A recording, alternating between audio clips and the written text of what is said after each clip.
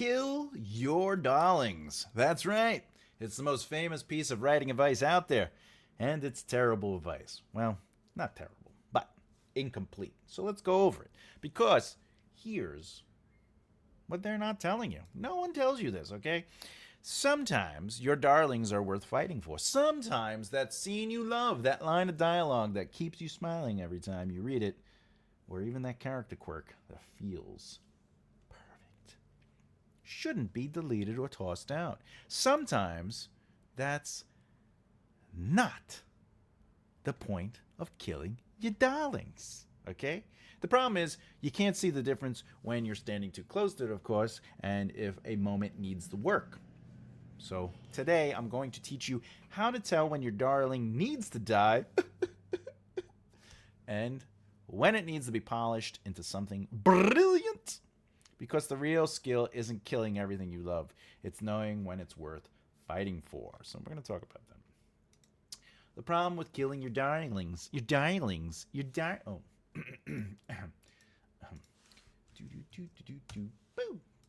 Okay. First, let's talk about where this advice comes from and why it's everywhere. Kill your darlings or murder your darlings. Depending on who you ask, comes from the idea that writers fall in love with their own cleverness. We write something we think is brilliant, and because we love it so much, and because we can't do no wrong, we become blind to whatever it actually is, and if it serves the story or a narrative or not. You know, we're just like, yeah, but it's awesome. I want it. Okay? And you know what? That's fine. I get it. That's true. It happens all the time. You write a metaphor that's so perfectly crafted, so beautifully worded, that you refuse to cut it, even though it stops your narrative dead in its tracks. You might be like, this description is perfect. Why do I gotta delete it? You don't understand. Look at these words I chose. But remember, you're a writer. You're supposed to be asking the right questions and serving your narrative. You might have even created a character who's hilarious and charming like me. But they don't actually contribute to the plot, so they might have to go or be reworked. There's nothing wrong with that. There's nothing wrong with that. You're allowed to rework it.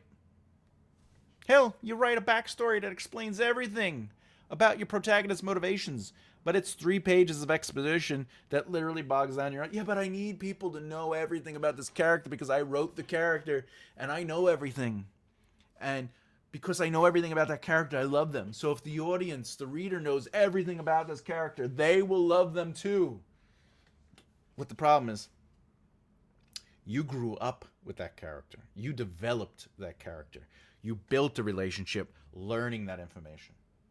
So in books, if the reader is not building a relationship over the course of the evolution and seeding of that information, the exposition dump will not hit the same way. And that's why these are darlings. And yes, sometimes they need to die.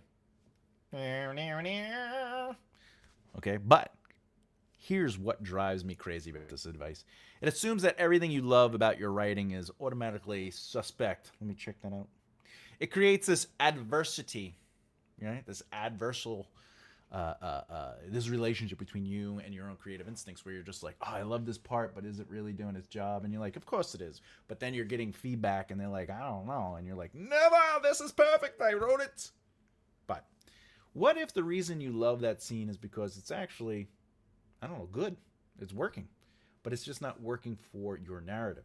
What if your gut is telling you it matters because it just matters? You're the author. Hell with it. I want this. The advice shouldn't be kill your darlings. What I think it should really be is maybe interrogate your darlings. And then decide. Or the diamond in the rough. Here's a better way to think about your darlings. They're diamonds in the rough. When you pull a diamond out of the ground, it doesn't look like much. It's rough, unpolished, covered in dirt. Sounds like the day I was born. Someone who doesn't know what they're looking at might throw it away. But someone with experience, okay, I'm pointing to you. Someone with experience, they might see potential, okay? They know that with the right cuts, the right polish, the right setting, that rough stone can become something extraordinary. Your darlings are the same way. That scene you love, it might be clunky right now. It might be a little hard to get through. The pacing might be off. The dialogue might be, too clever. But the descriptions, I'm like, Jesus, how you might be overwriting. But buried inside it somewhere, the scene, is a real, beautiful, genuine moment of emotion, character truth, and thematic truth that matters. The question isn't, should I kill this because I love it? The question is there actually a diamond here? Or am I just attracted and attached to a rock? And here's the thing. Most of the time, there is a diamond. You just have to be willing to do the work to find it. And I know the work can be like, I just want to write it. Well, no, being a writer, writing is easy. You hear me, I have to mention it all the time on live. Writing is easy. Sarah met Chris. But being a writer is all about questions, making choices, asking things, serving the narrative, as Captain Kirk might say. Your job as a writer isn't to kill everything you love. Your job is to cut away everything that doesn't belong, polish what remains, and let the diamond shine. Your job is to ask questions, challenge what you have, and make sure it's earned. You need things to make sense, and you have to ask yourself, has it been seeded? Or is it fleshed out beyond? And this is just a cool moment and I want it. The rule of cool. That's an episode. How to tell the difference? Well, let me tell you. How do you actually tell the difference between a darling that needs to die and a darling that needs a little bit of work? Maybe a little, like I need a little shave. Okay. Well, here's some questions you could ask yourself. Question 1 of 3. Does this serve the narrative or does it serve my ego? And you got to be honest, brutally honest. That's the hard part. Oof. Is this scene here because it reveals something essential about the character, moves the plot forward, thank God, please do, or deepens the theme, the world, etc.? Or is it here because you think it makes you look smart, funny, or talented? No judgment. Example. You've written a dream sequence that's full of symbolism and gorgeous prose. It took you hours. Damn it, I can't get rid of this, Jim. I'm just a doctor. You're proud of the scene, but does your narrative need a dream sequence? Does it add anything your reader doesn't already know? Or is it there because you wanted to show off your ability to write surreal literary imagery? Exactly, too. If it's the latter, that's ego. Cut it.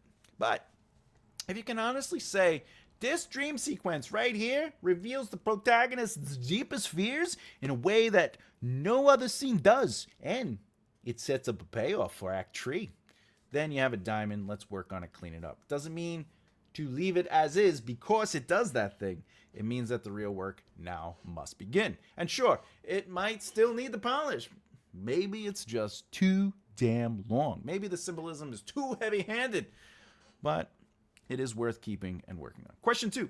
Would a reader miss this if it were gone? This one's hard because you have to step outside of your own attachment, disassociation. Someone with chronic depression, I can tell you, that's fun. All right, no, you got to disassociate, philosophically, and imagine a version of your manuscript without this lovely little darling that you created. So, does the narrative still make sense when you take it out? Does it lose something essential? Or does it actually move the narrative faster and clearer when you take it out? And by the way, I know, baby. We're a cat family. All right. Let me say this much.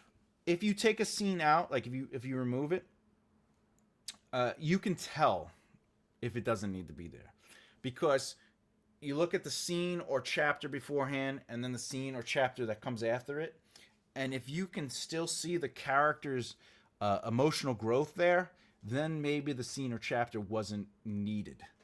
If you can feel the emotional distance because that scene or chapter was removed, you can tell.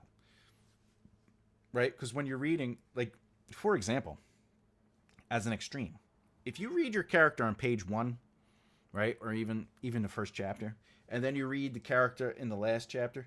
If it feels like the same exact character and you're not writing Sherlock Holmes, you're missing some character development. All right. So basically, ultimately, if it doesn't collapse, it's good. If it collapses and the plot is like not making sense and characters don't feel like they've earned anything, something's going on. But here's a trick: ask yourself what your actual narrative needs at its core, and and does this scene or chapter feed the context, challenge it, and or resolve the narrative? Apparently, there's a cat loose. Anyway, all right. Now, question 3. Am I defending this or am I explaining this? Oh, this is one of my favorite things, by the way. I have this debate with clients sometimes. 2. Excellent. Good girl. Okay. All right, sorry. I had to give her kisses. Cat always gets love. I can't help it. Would you, baby? Okay, I'm sorry. Back to you. All right. So, am I defending this or am I explaining this? When someone gives you feedback on your darling, a beta reader, editor, whatever, critique part, you got to pay attention to your reaction, not their reaction, your reaction, okay? All right. Come here, baby. You could lay right here. If your immediate response is to defend it, but hey, don't understand. You don't understand. All right? This is important. See, look. I just want you to know, if, and you come up with a whole bunch of, that might be a yellow flag. You know what I'm saying? You might have to take a breather. But if you find yourself explaining what you meant to convey, what the reader should have felt, what it's supposed to be doing, that might be a red flag. You know what I'm saying? Because if you have to explain it, maybe, and just hear me out, the chapter or scene isn't doing what it's supposed to be doing. Because you shouldn't have to explain it. Anyway. All right. So because here's the truth, and this is the fun. What are you doing? You want to get down? Who's my baby? All right. But seriously, here's the truth. If it's not working on the page, it doesn't matter what's in your head. In fact, why isn't it on the page? You need it on the page. Readers need context. And yes, subtext is important. The things we can't see at face value. But subtext is still on the page. It still exists. You just can't, hopefully you can't see it. It's invisible, right? But, and this is important, sometimes the feedback from your critique partner or whatever is just wrong. It happens. But sometimes the reader just didn't connect with whatever it is you wrote. And that's also okay. Not everything lands for everyone. And especially if it's a first, second, or third draft, you still got work to do. The question is, are multiple people having the same reaction? Remember, majority rules in this situation. Are they all confused by the same thing, bored by the same scene, tripped up by the same characters? If it's a pattern, you have a problem. And that problem isn't always kill it dead until it dies from it. Sometimes it's just fix it. Oh my God, the cat gave me some hair attack.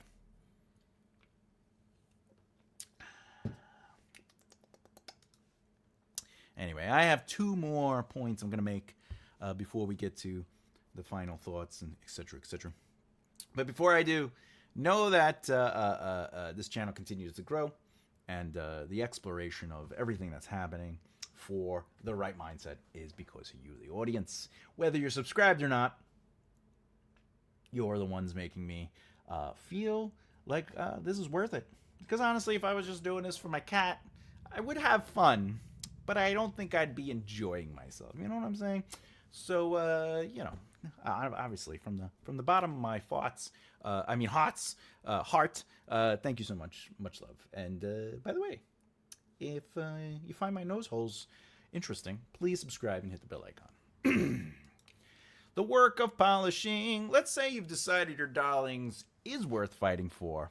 There's a diamond in there, and I'm going to find it. I'm not Superman. I can't just crush coal. But what do you do now? Well, now comes the hard work, the actual work, the part of being a writer that most people don't enjoy, the work. You cut away everything that doesn't serve the core of what you're trying to accomplish. You must serve the narrative, and if what you have on the page does not serve the narrative, whether that be character development, plot forward, world building, what say you? The scene you love is too long, cut it in half. Very simple to cut. And then cut it in half again if you really have to. Let's be honest. Some scenes just go on forever. What's left? The essential moment. That's what I'm saying. That's why I like to zero draft. Because the zero draft chapter outline is just the essentials. This must be said. This must happen. I'm not really writing up prose. I'm not adding fluff. There's not a lot of exposition to say. But there are notes. Okay? So know what it is that you need it to be, and then build on it from there. Start padding what you need to. And by padding, make the paddage also worth it. Earn it. All right? The character is charming but pointless. Well, give them a purpose. It's that easy. Oh, this character's not doing anything. They're just kind of there. All right, well, now I know I have to do something with that. You know, you want to connect them to the plot, maybe the themes. Maybe they're important to really explore a theme that's important to you. Maybe give them another character arc. You know, you're allowed to. And character arcs, by the way, don't have to be these big epics. Even in an epic fantasy, like a character can have the character arc that they're afraid of fucking spiders, and now they're not. A character arc could be a love story that is continuing from another book, and it's just budding over into the next stage of the relationship. Whatever, you know, and it might end after like 7 chapters, and they break up, or they fall in love, and they're like, will you marry me? Well, you know what? That arc is technically over. And now you created a new arc because now they're engaged. Anyway. All right.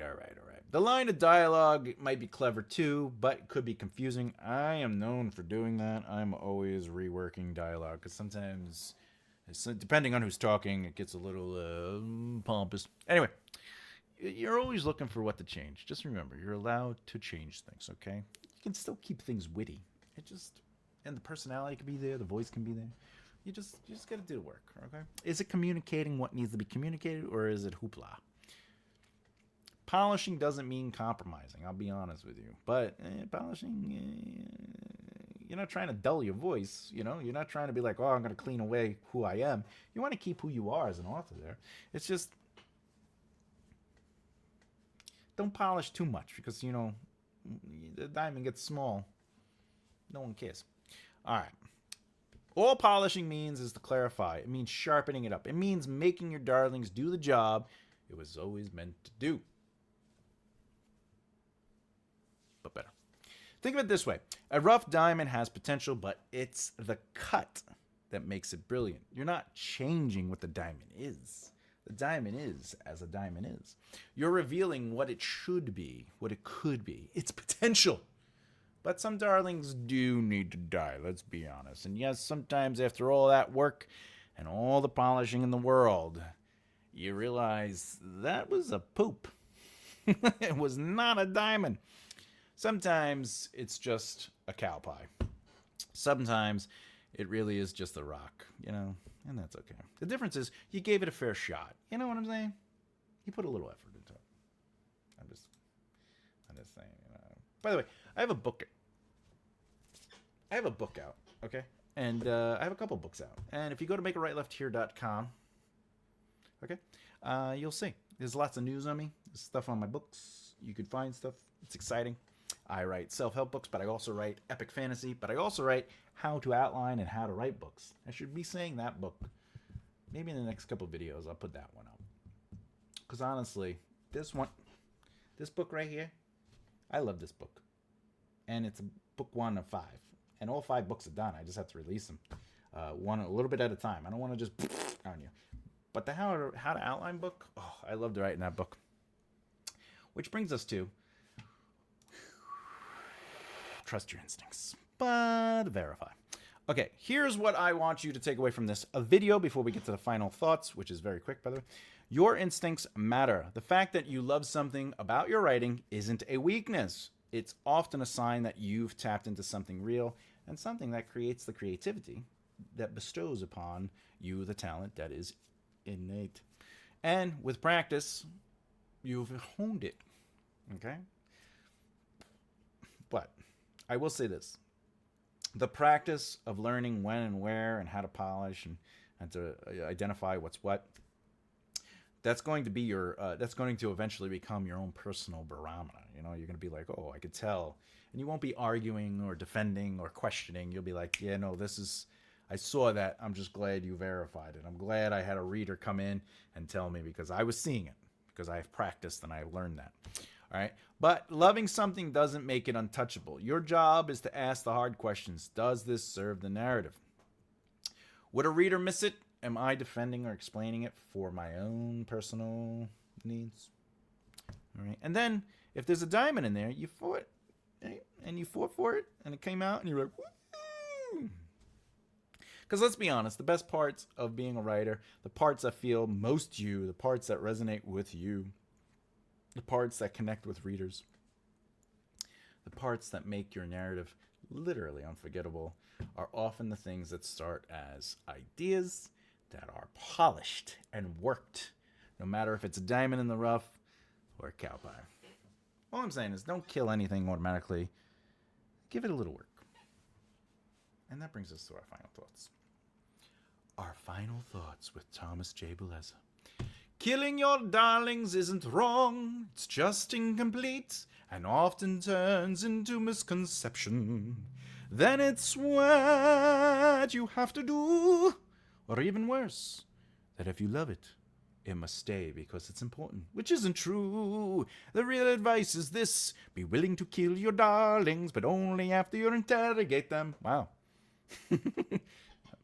Only after you've tried to find the diamonds, only after you've done the actual work, and when you do find that diamond, polish it. Boom. Okay? And like this lesson, we're diving deeper into the messy, complicated truth about writing advice.